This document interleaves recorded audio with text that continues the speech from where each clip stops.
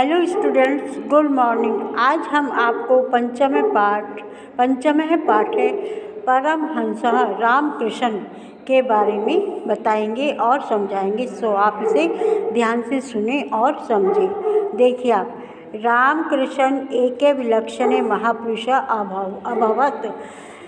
रामकृष्ण एक अलौकिक महापुरुष थे। तस्य विषये महात्मा गांधीना उक्तमे। उनके विषय में महात्मा गांधी ने कहा था। तस्य विषय उनके विषय में महात्मा गांधी ने कहा था। परमहंस रामकृष्ण जीवन चरित्र धर्माचरणस्य प्रायोगिकं विवरण विद्यते। क्या कहा था, सुनिए कि रामकृष्ण परमहंस का जीवन चरित्र धर्म के आचरण का व्यवहारिक विवरण है। दोबारा सुन लीजिए कि रामकृष्ण परमहंस का जीवन चरित्र धर्म के आचरण का व्यवहारिक विवरण है।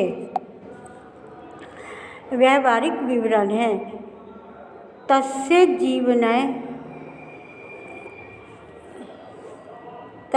जीवने अस्माकं ईश्वरस्य दर्शनाय शक्तिं प्रददाति। अब क्या है,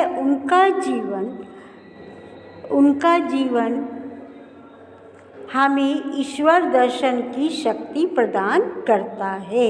उनका जीवन हमें ईश्वर दर्शन की शक्ति प्रदान करता है। तस्य जीववचनानि न केवलं कस्यचित् निरसानि ज्ञानवचनानि अपितु तस्य जीवनग्रन्थस्य पृष्ठानि है। क्या कहा, उनके वचन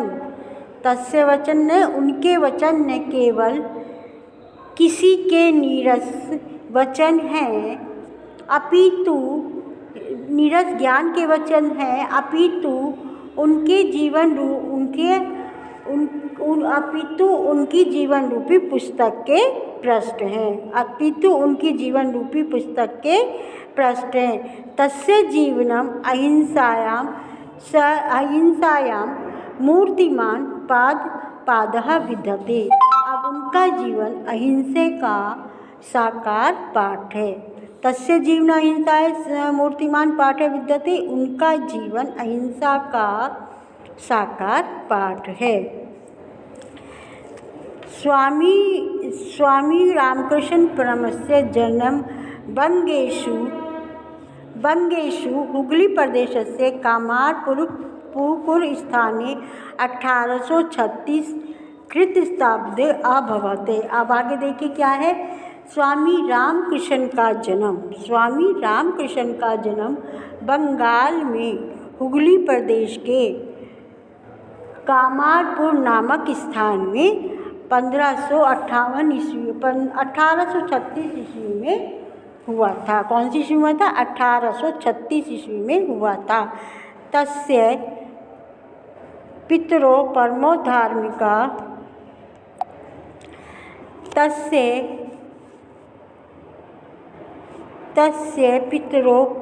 धार्मिका आसीत्। उनके माता पिता अत्यधिक धार्मिक विचार वाले थे। बाल्यकाले रामकृष्ण से अद्भुत चरित्रम आदर्शम। बाल्यकाल से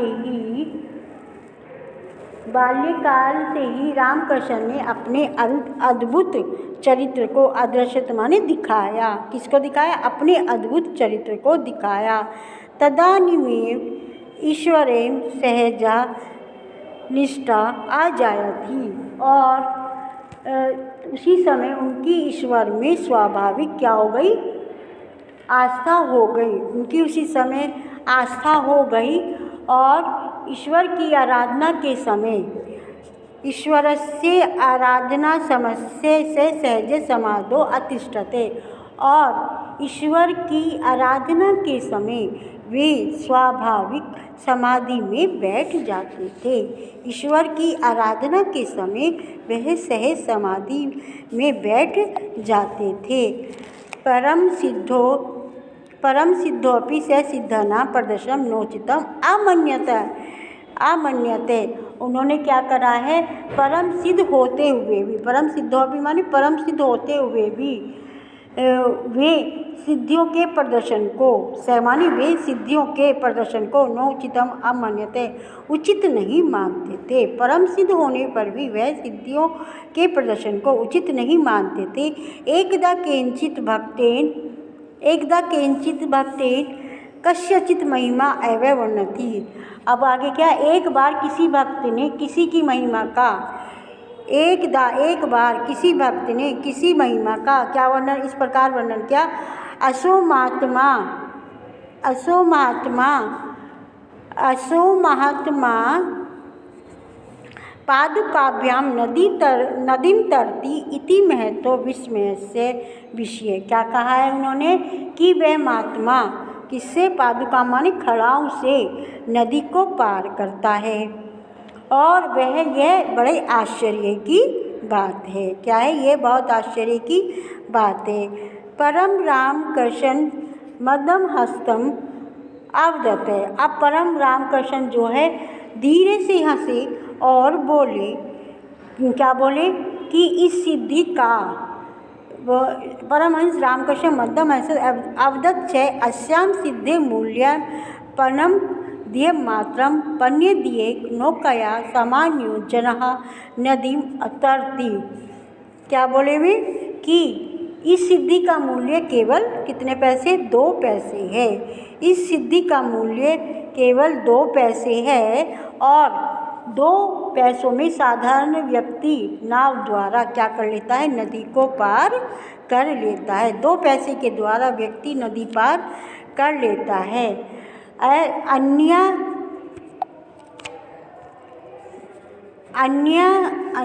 सिद्धिया केवलम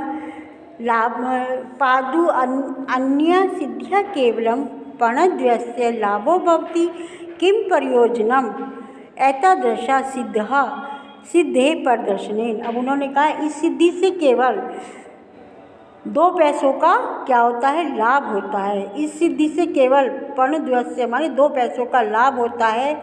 इस प्रकार की सिद्धि के प्रदर्शन से क्या प्रयोजन, इस प्रकार की सिद्धि के प्रदर्शन से क्या प्रयोजन। अब आगे देखिए आप,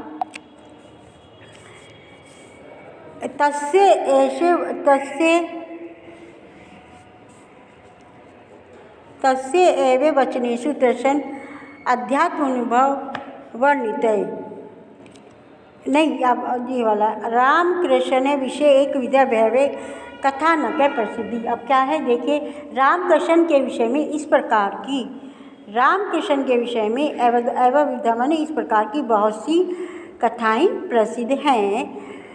वे अब आगे आजीवन चे आत्मचिंतने निमित्त आसीत। वे क्या थी, वे जीवन भर आत्मचिंतन में लीन रहे। अस्मिन् विषये तस्य अनेके अनुभव लोके प्रसिद्धि। इस विषय में उनके अनेक अनुभव लोके माने संसार में प्रसिद्ध हैं। अब है तस्य एकेव वचनेषु तस्य अध्यात्म अनुभव में वर्णिता। उन्हीं के शब्दों में उनके, तस्य माने उनके ही वचनों में उनके आध्यात्मिक अनुभव वर्णित हैं। अब है देखिए कौन से, पहला देखिए,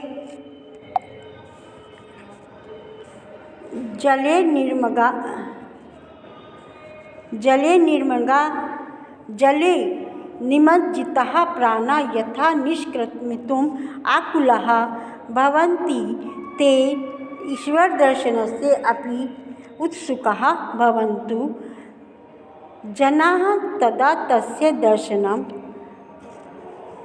भवितुम् आयुते। अब देखिए इसका क्या है, उन्होंने कहा है कि जल निमज्जता माने जल में डूबे हुए प्राण यथा माने जिस प्रकार निकलने के लिए व्याकुल होते हैं। क्या कहा उन्होंने, जल में डूबे हुए प्राण जिस प्रकार निकलने के लिए आकुल माने व्याकुल होते हैं, तथे उसी प्रकार चेते यदि लोग ईश्वर दर्शन के लिए भी, ईश्वर दर्शनाय माने ईश्वर दर्शन के लिए भी उत्सुक होते हैं, तब उनका ईश्वर का दर्शन हो सकता, तब उनको उनका दर्शन यानी कि ईश्वर का दर्शन हो सकता है। दूसरा पॉइंट देखिए, किमपि साधनं साधितं मत्कृते दिनत्रयाधिकः कालः चैव अपक्षते। क्या बताया उन्होंने? दूसरा, किसी भी साधना को साधित माने पूरा करने के लिए मुझे कितने दिन का समय चाहिए? 3 से अधिक दिन का समय नहीं चाहिए। त्रियाधिक माने 3 दिन से भी अधिक का समय, मुझे किसी साधना को पूरा करने के लिए 3 दिन से अधिक का समय नहीं चाहिए। तीसरा पॉइंट देखिए, वो क्या कह रहे हैं कि ना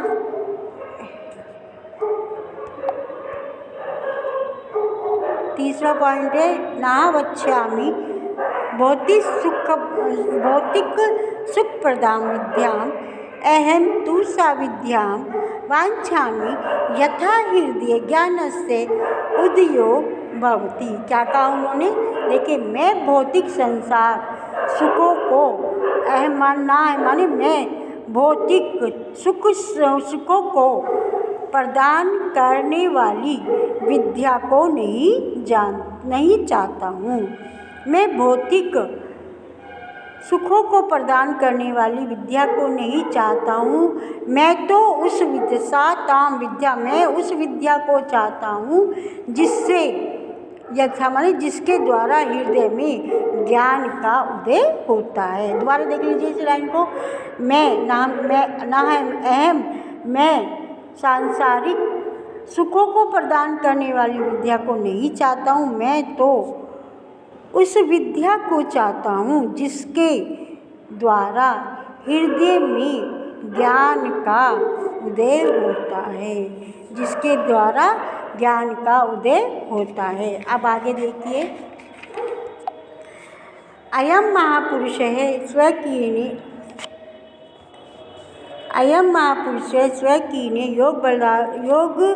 योगाभ्यास बलेन एतावान महान संगता। क्या कहा इन्होंने कि यह महापुरुष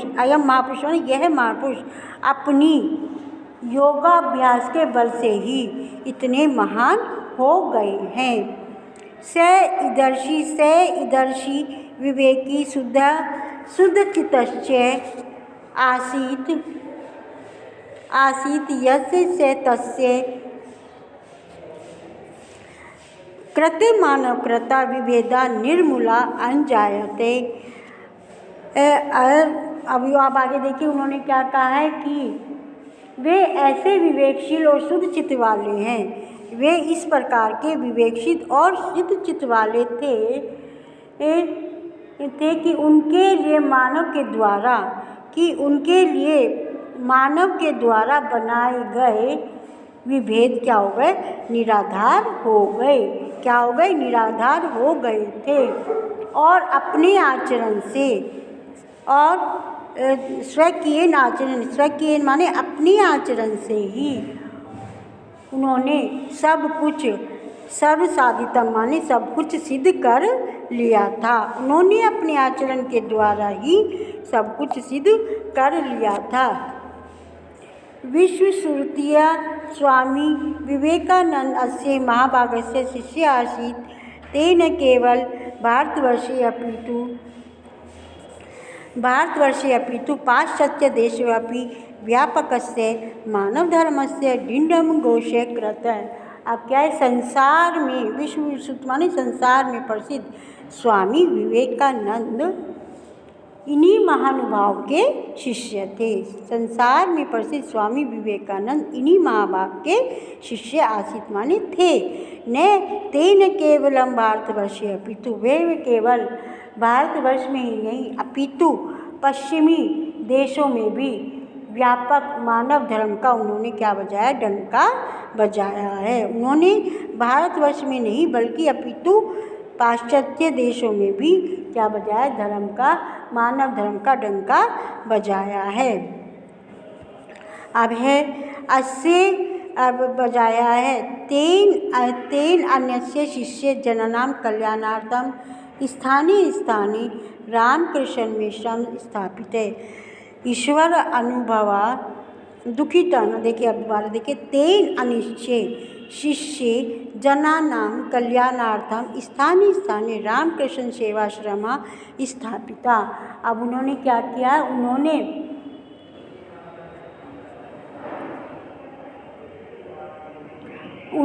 और उनके दूसरे शिष्यों ने लोगों के कल्याण के लिए स्थान स्थान पर रामकृष्ण सेवा श्रम स्थापित किए हैं। उन्होंने और उनके अन्य शिष्यों ने लोगों के कल्याण के लिए स्थान स्थान पर रामकृष्ण सेवा के आश्रम स्थापित किए हैं। ईश्वर का अनुभव दुखिता, ईश्वर का अनुभव दुखी लोगों की सेवा करना, लोगों की सेवा से क्या होता है, पुण्य प्राप्त होते हैं। इति रामकृष्ण महान संदेश है। यही रामकृष्ण का महान संदेश है। सब उम्मीद है सभी बच्चों को समझ में आया होगा, और यदि नहीं समझ में आया तो आप दोबारा कॉल करके पूछ सकते हैं, और मैं इसकी आपको हिंदी सेंड कर दूँगी लिखकर। आप बहुत ध्यान से इसको पढ़ेंगे, क्योंकि अब जो एग्ज़ाम में टेस्ट होगा, जो अब आपका थर्ड टर्म का टेस्ट होगा, वो इसी से संबंधित इसमें से क्वेश्चन आएंगे और हिंदी इसकी आएगी। सो आप इसको बहुत अच्छी तरह से याद करें। जो मैं काम सेंड करी हूँ उसको बहुत ध्यान से आप पढ़ें, उसी में से आपका थर्ड टर्म का आएगा। धन्यवाद।